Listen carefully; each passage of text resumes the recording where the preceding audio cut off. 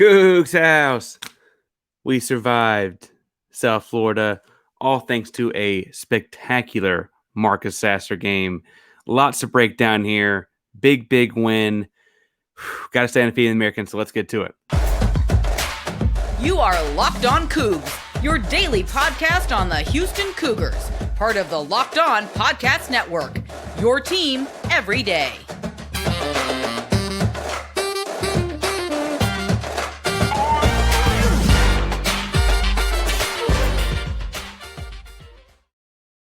Welcome to Locked On Cougs, daily podcast about your Houston Cougars. I'm your host, Houston-born teacher and coach Parker Ainsworth, here to break down all things Cougs. If you're a fan or just a hater can stop by, please be sure to hit subscribe down below to make sure you get the podcast in your news feed each day.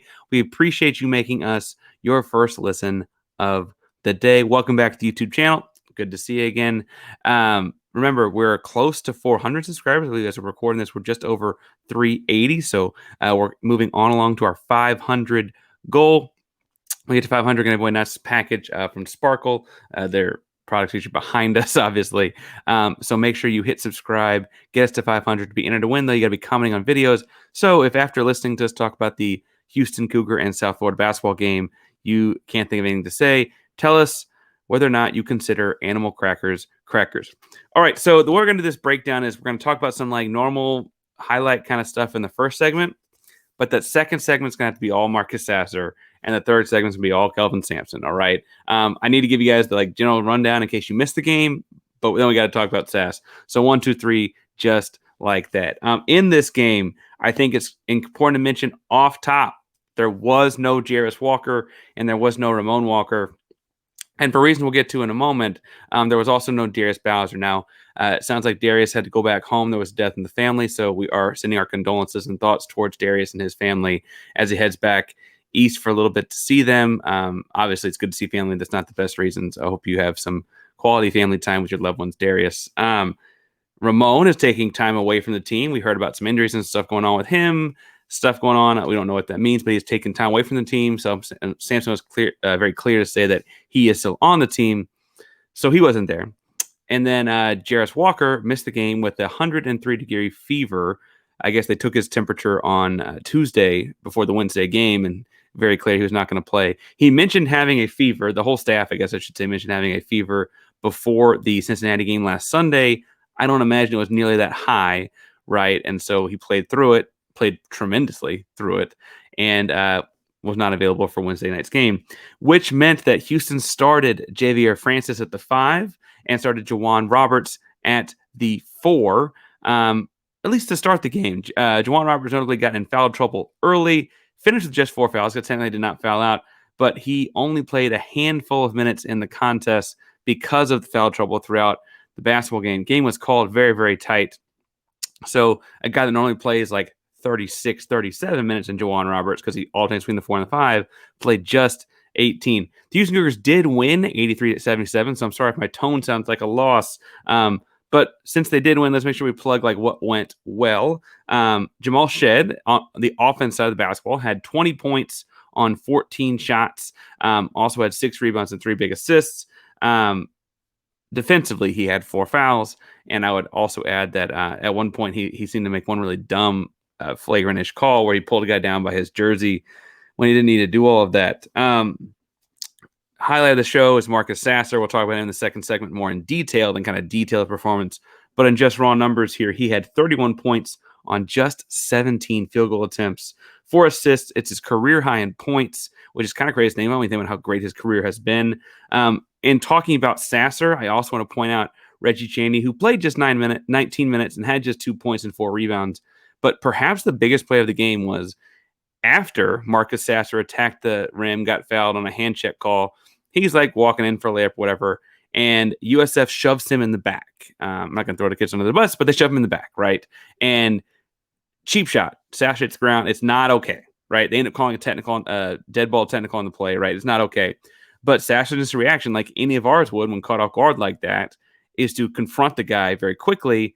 And Reggie Chaney, the veteran leader that he is, against starter on a Final Four team a couple years ago, grabs him immediately and says, no. we're not doing this tonight. Like, and it's like, Sass, you are too important to the grand scheme of things to let this happen. And like calms like very quickly. And that's just a veteran move. Not that Sasser's not a veteran, but his emotions are high in that moment because he's the one got cheap shotted and he's had injury history. And like, obviously those things all add up. And so having Chaney there to do that was key. If we're going to talk about highlights, I do need to point out that like this game was competitive and there were highlights on the South Florida side. So this is not a South Florida show. Part of the reason this game was so close is South Florida on the season has shot 31.8% from three and shot 62.6% on the free throws. Tyler Harris is getting 15.3 points per game. He's a senior guard for them. Russell Shewa, he's getting 11 points and 8 rebounds per game. I thought Shewa, didn't know if Walker would play or not, but as a giant, 7 foot, 265, he'd be, and positive wingspan, he'd be the guy hurting Houston. He ended up with, let me see, check my notes here, 14 points, so just 3 more than his average, and 8 rebounds, so just 0.1 more than his average. What happened is that instead of 31.8% from three, they shot 47.6% from three. That's 16%, more than 16 percentage points better. They also, instead of shooting 62.6% from their free throws, shot 77.8% on their free throws. That came into play when you consider that Houston committed 23 fouls in the game while playing just 8 players. So, like, they shot a lot of free throws at USF. But the story of the game for them was Tyler Harris. Tyler Harris had 31.6 of 10 from three. Big night for the not very big man. He's like a small, like 5'10", so he's probably really 5'9.5" guard. Frankly, it's such a big night for him that it drove Jamal Shead and in turn Kelvin Sampson bananas, right? They couldn't figure out what was going on because, frankly, and again, the kid's good, but this was not the scouting report, right? They shot out of their minds in the Fertitta Center amidst a fairly active crowd. And so to come back and win like that is a survival of the fittest kind of moment. But also, you got to give the kid credit where the kids do. I mean, if he's going to shoot like that, that's a tough team to beat. They did end up having to move Jamal Shead off him and putting Marcus Sasser on him for a stretch there. But on the whole, what was interesting to me offensively for Houston was I didn't feel like they were out of rhythm on getting any shots they wanted. They frankly killed any time that South Florida went zone. It was, pick and roll, high pick and roll, getting the basket kind of stuff whenever they wanted to in half court man. Now, admittedly, they take long possessions. They just always do. Houston plays one of the slowest paces in the country. But on the whole, they got shots they wanted. They still only shot 42%. Now, 42%, I think for some teams might be okay. But then when you think about like on the season as a whole and like connect that to their season long averages, I'm pulling it up to make sure I don't get this wrong. But as number one team in the country, I think people think of like Houston scores and like, oh, well, they're not scoring a whole lot of points. But on the whole, Houston shoots 48% from a field goal range and just 35% from the 3-point line. So to like take 7 or 8 points off of that while you're getting the same shots is going to keep Houston kind of in check, especially when you factor in like it was a relatively fast game, so Florida wanted to speed it up a little bit, and Houston still got to the 83-point mark. Other thing I think was interesting about this is not only to get the normal shots, we saw a lot of odd bodies. The one set that I think is driving everyone a little, everyone serious, I think everyone driving a little, I want to go crazy on offense is at one point because of foul troubles to Francis and Roberts, and then no Jarace Walker, and then like I mentioned, Darius Bowser, who normally gets no minutes but was not available because he was not in town. Suddenly, Houston had to go to a 4-guard lineup. They put Reggie Chaney out of the center. They rotated Arsenault or Sharp at kind of one of the spots. It was Sharp until he drove Sampson crazy for following a 3-point shooter. And then they had Tremont Mark, Jamal Shead, and Marcus Sasser out there. And frankly, there are moments that looked really, really good on offense, and there are moments that looked atrocious on defense because that was more or less when Russell Shewa got all of his points as a big man as he was going through. We need to talk some about Marcus Sasser's performance in this game because it was an all-timer. It was the kind of all-time basketball game that unfortunately is on ESPN Plus on a Wednesday night, not necessarily like the highlight of anyone's week, but if you are looking at what a premier college basketball guard looks like, it was Marcus Sasser on Wednesday night. And I'm, as again, a Houston-born teacher and coach, I'm sending that tape to every point guard, every shooting guard I ever coach. That's how you play this game, right? And so before we get into that, I do need to tell you about where to place your next sports bets. And I'm telling you to do that at betonline.net.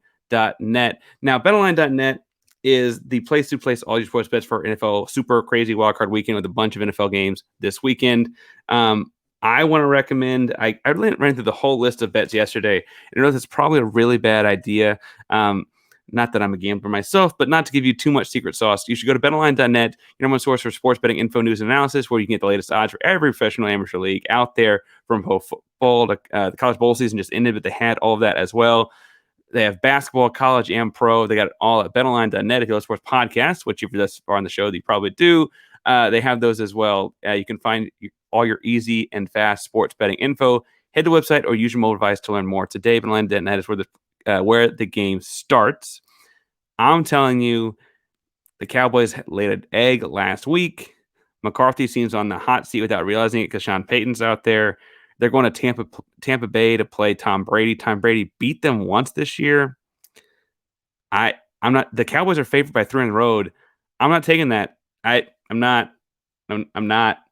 Sorry. So anyway, I'm saying at least take the points. I'd say the Bucs will keep it closer there. Right? At least do that. I'm not sure what else to tell you to do because who knows? Like Tampa has not looked this good this year. They have a losing record, but they get to host the game because they won the division. But I just don't feel like it's going to be. I think it's going to be under 3.5. So I'm saying to figure that out. Right? That's my recommendation, my expert recommendation. So make sure you go to betonline.net where the game starts to get that done. All right. So as I said before the break, we got to talk some about one of the best guard performances I've ever seen in college basketball. Unfortunately, it happened on Wednesday night, not March Madness. So, Marcus, there's room to grow if you hear this. No, but on a much more real note, there was a moment in the second half where it, bluntly just looked like this game was going to be a little too close. Like it was, 4-point game here, 2-point game here. USF had the lead here, that kind of a game. And Sasser decided that it was about 10 minutes left, that he wasn't going to deal with all that. Marcus Sasser decided, quote, in the post game, he mentioned that he was, let me pull the quote up to make sure I get it right, because he said he was just not trying to lose. We were in a standstill, couldn't pull any points on the board. I'm a senior, I'm a leader, so I feel like I really had to kind of take over and try to get our team going. And that's exactly what he did. So with about 7 minutes left, Marcus Sasser decides that it's his turn. I'm pulling my clips up here to make sure I got it right. And he both offensively and defensively takes over the ball. This series here where he comes down, hits a 3 off of a normal handoff, kind of in their normal sets, hits a 3. Next defensive possession gets a steal, comes down, puts the ball in the offense, catches it back out at NBA range, knocks a 3 down. That series puts Houston up 1. Okay. Next possession, he's guarding Tyler Harris to cut him off. Tyler Harris then proceeds to travel because he is dealing with all the Sasser size and length. The next time down, Sasser off of a high pick and roll. They're just setting him screens now because he's the dude. Goes off a high pick and roll, attacks the far side block, the right block, hesitates into a jump stop, right? Brilliant. Up, under, and 1. Okay. Next possession defensively, they get away from Tyler because they know that he's covered by Sasser. They get a basket, come back down. Sasser pick and roll. This time they try and double him off it. He flips it to Javier Francis, who is admittedly covered up because he's the roller, right? They double him. He flips the roller. The tagger comes over. The tagger is that same 5'9" point guard, so he can't deal with it. Francis initially missed the first one, so it kills the assist, but does get fouled on the putback and gets his 2 free throws. So, again, not an assist moment for Sasser, but Sasser impacting the basketball game. A couple possessions later, Sasser gets fouled so Tremont Mark forced foul. They get a baseline out of bounds. Sasser gets the ball and does the old Chris Paul rip through to get a shot off, where the defender's got his hand out too far. He rips through, gets shot off, so gets to go to the free throw line, knocks down 2 or 3 free throws. It's clearly his show at this moment. I should mention that at that foul, the South Florida Bulls took Tyler Harris out of the game. He just needed to like come off the floor and clear his head. He's having a 15-point per game score, scores 31 points in this basketball game, and Marcus Sasser drove him so crazy over this stretch, he had to come out and refocus himself, right? Like that kind of defense. Anyway, then they come back in a few possessions later, back and forth basketball. They pull Tyler Harris back in. Sash says, okay, and goes and covers him and face guards him for 94 feet, takes him completely out of the basketball game. Houston ends up playing 4-on-4. One problem with that ends up being that she was kind of a giant in that 4-on-4 thing, especially with some fouls, right? Sasser gets the ball. This is when the cheap shot happens. We mentioned the opening segment. He drives. They're just frustrated at this point, shove him in the back. Very cheap shot. Houston then gets 3 free throws because he gets the one shot technical and 1-on-1 or something. Anyway, Houston makes 3 free throws, gets the ball back. Sasser finds Shead for a 3. That makes it a 6-point possession. That extends the lead to 11 points. Big deal there. And if you're wondering what happens next after it's an 11-point lead and South Florida looks flustered, Marcus Sasser decides to just find the guy with the ball and force a shot clock violation at the end of the long possession that ensues. Again, these kinds of things stacking on top of one another just add up to being like, it was suddenly Houston goes from down 5 to up 11 with the ball over the span of a few minutes of basketball because one dude, Marcus Sasser, decided it was time. And this kid is 6'2". I get it. This kid is a senior, not the 18-year-old phenom. I get it. And he played the American Conference for his college basketball career. I get it. He's incredible. The guy is a true bona fide pro. He's a guy you're going to look up in 10 years. And that impact on winning attitude will be a 6-man guard on an NBA championship team or a rotational, if you have like Luka and you need like a 6-foot guy next to him because Luka's kind of a big guard. If you need that kind of a guy next to him, he'll be one of those kinds of guys on a conference finalist in the NBA. Like he is a guy that you're going to look up one day and be like, oh my God, that guy is still playing, still getting buckets, and still defending at a crazy high level because not everyone can do those things. And even the people that can do those things at all, even less can do them at the same time in the same basketball game. Tremendous effort. I cannot say enough out of Sasser. Now, some of his teammates, I'm going to be honest, I had stuff to leave. Like I'd like to see more out of Shead defensively. I wish he had made some dumb fouls. I think Juwan Roberts can play defense without fouling. I'm not saying there's nothing to work on from this basketball game. And in a moment, we're going to get to Kelvin Sampson saying more or less the same thing.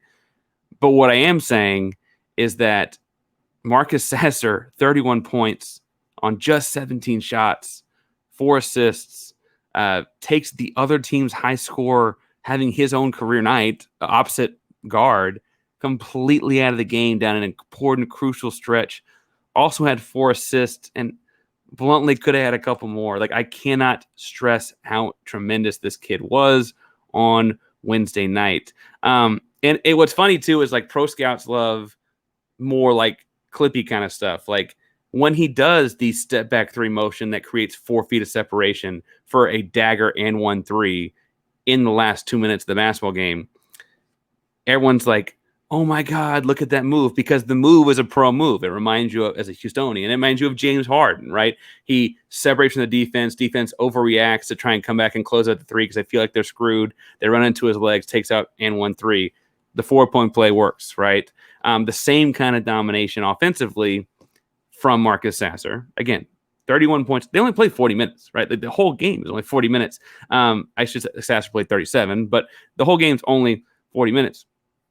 But that kind of domination offensively, James Harden offensive scoring kind of night.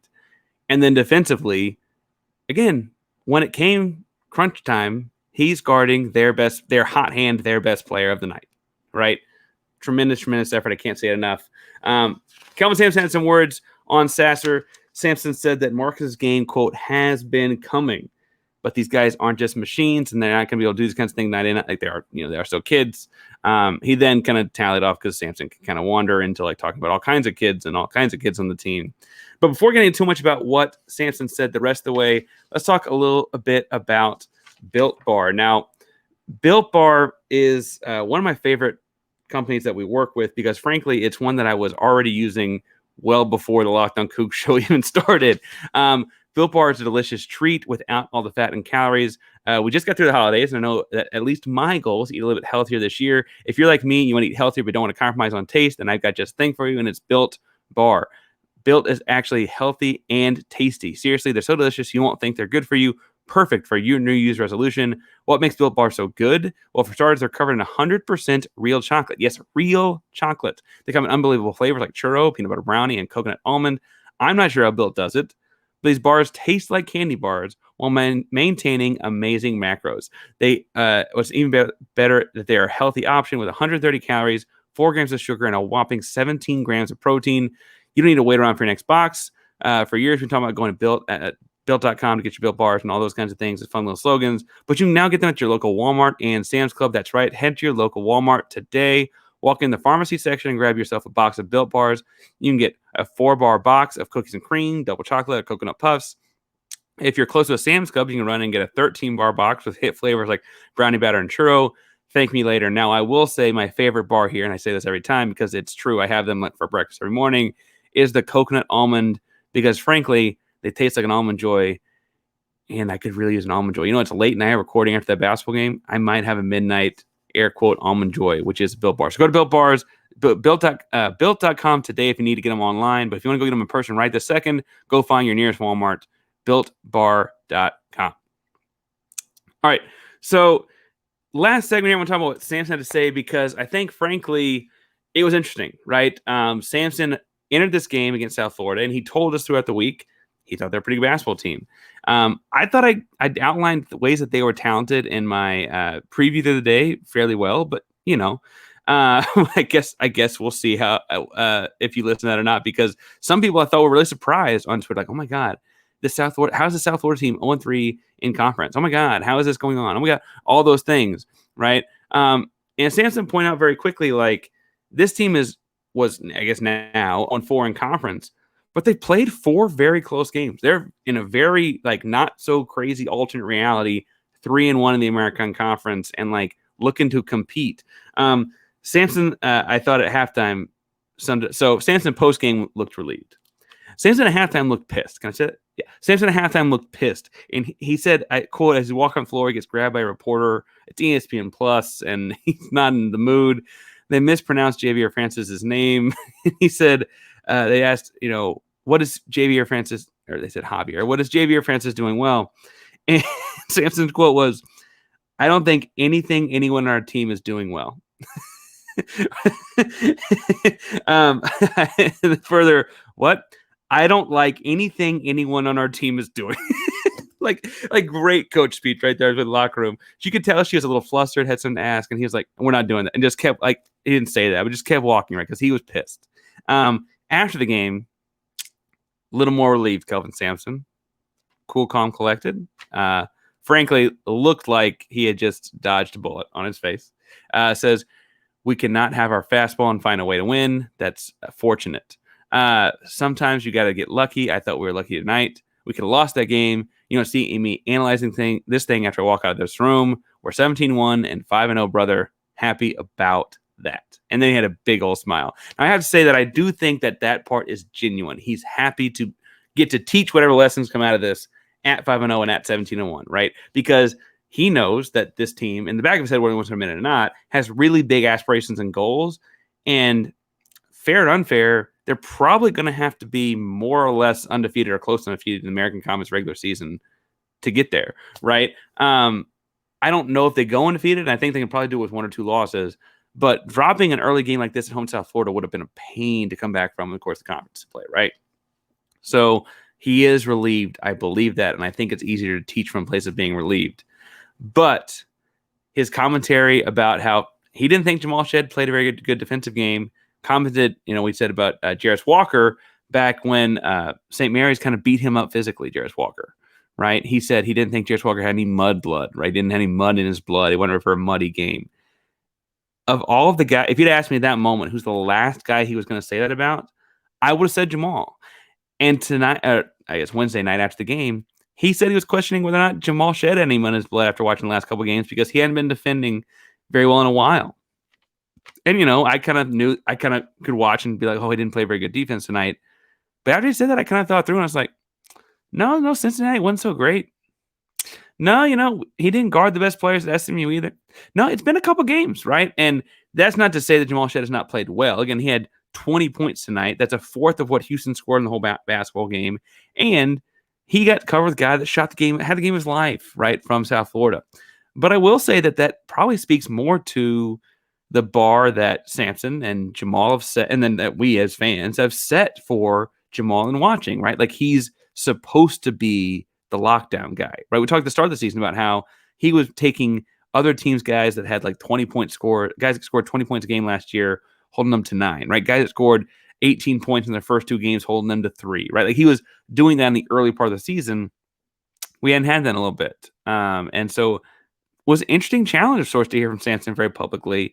And frankly, we saw it work very well with Jarace, and Jarace is a freshman.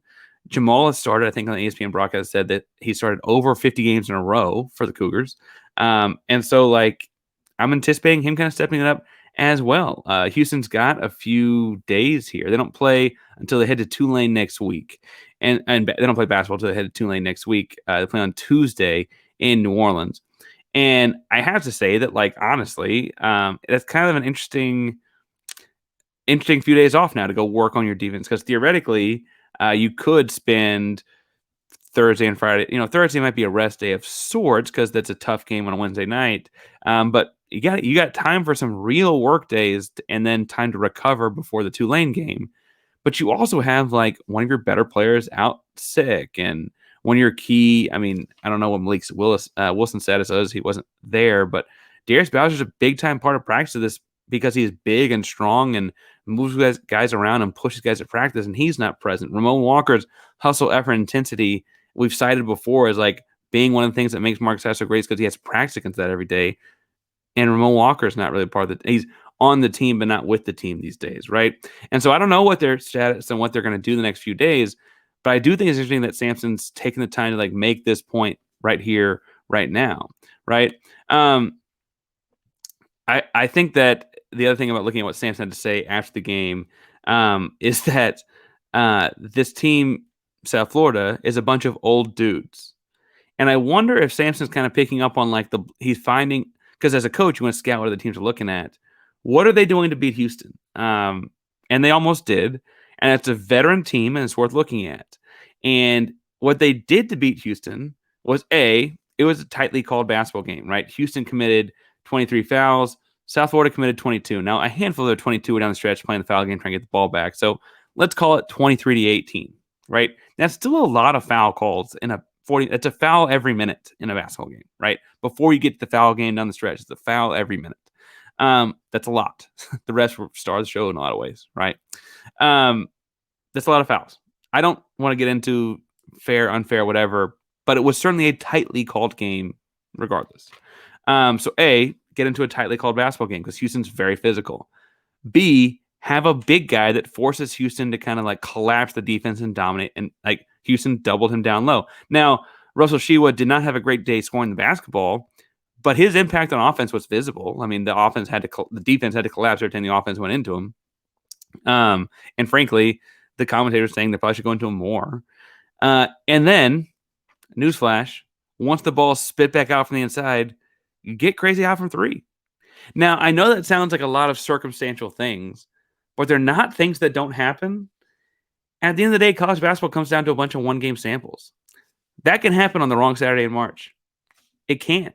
And that can spoil this whole thing. And so, I think he is relieved when he says we cannot, that one of the things he figured out was that we cannot have our fastball and find a way to win. I think that's nice to know that you can still win that type of game when that's the blueprint to beating you. But I also think he knows it's out there, right?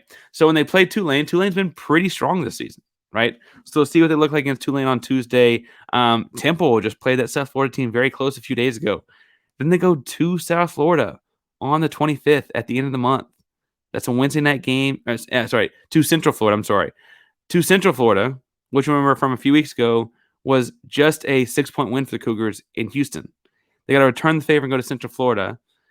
And that's a tough one. That's a really, really tough one.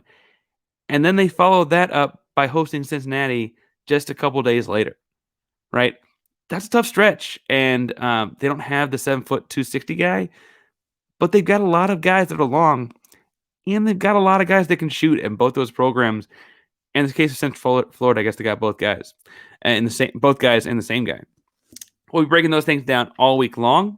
We'll probably also, in this nice little window between a Wednesday night game and a Tuesday night game, get into some football recruiting talk, a crazy big day in portal signings on Tuesday, like sightings all the way up until like after dinner time for portal guys coming in on Tuesday. So that'll be broken down later this week as well. So be sure to subscribe to Locked On Cougs to get the latest in your newsfeed each and every day.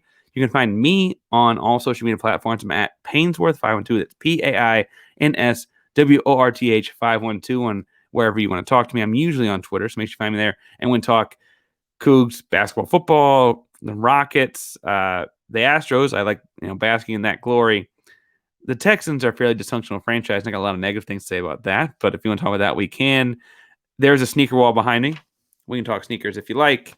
Whatever you want to talk about online, so make sure you find me at Painsworth512. Thank you so much for making us your first listen of the day. If you're looking for a second listen, I'm going to recommend Locked On College Basketball because, A, they're a national level college basketball conversation every day that is pro Coug. So let's talk to them. And also, Andy and Isaac are just doing a great job of that show, and it's really getting off the ground and running. So make sure you go subscribe and listen to them for your second listen of the day. Thank you so much for tuning in today. Locked On Cougs, a proud member of the Locked On Podcast Network. That's your team, or in our case, number one team in the country. Every day, go Cougs.